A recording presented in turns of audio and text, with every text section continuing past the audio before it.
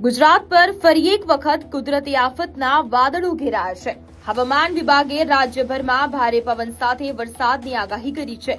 હવામાન વિભાગના જણાવ્યા અનુસાર અમદાવાદ, ગાંધીનગર, ખેડા, આણંદ, વડોદરા, ભરૂચ અને સુરત સહિત દક્ષિણ ગુજરાતના તમામ જિલ્લાઓમાં વરસાદી સિસ્ટમ સક્રિય થઈ છે।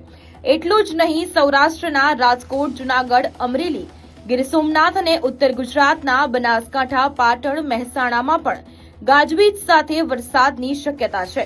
પવનની ગતિ 40 કિલોમીટર પ્રતિ કલાક સુધી પહોંચી શકે છે, જેને જોતા માછીમારોને દરિયો ન ખેડવા ખાસ સૂચના આપવામાં આવી છે। આ આફતની અસર અમદાવાદમાં પણ જોવા મળી છે। મોડી રાત્રે ફૂંકાયેલા ભારે પવનના કારણે શહેરમાં 10 થી વધુ સ્થળોએ વૃક્ષો ધરાશાયી થયા છે। વસ્ત્રાપુર ક્રોસિંગથી પ્રહલાદનગર રોડ પર ઈસરો તરફ જતા માર્ગો પર વૃક્ષો પડવાથી વાહન વ્યવહાર પણ પ્રભાવિત થયો હતો। હવામાન નિષ્ણાંત અંબાલાલ પટેલની આગાહી મુજબ હજુ પણ આગામી 4 કલાક ભારે વરસાદનું એલર્ટ છે, તો રાજ્યમાં 5 જૂન સુધી વરસાદી માહોલ રહેશે। ત્યારબાદ 7 થી 28 જૂન દરમિયાન વિવિધ તબક્કે ગુજરાતના અલગ અલગ વિસ્તારોમાં વરસાદી સિસ્ટમ સક્રિય રહેશે।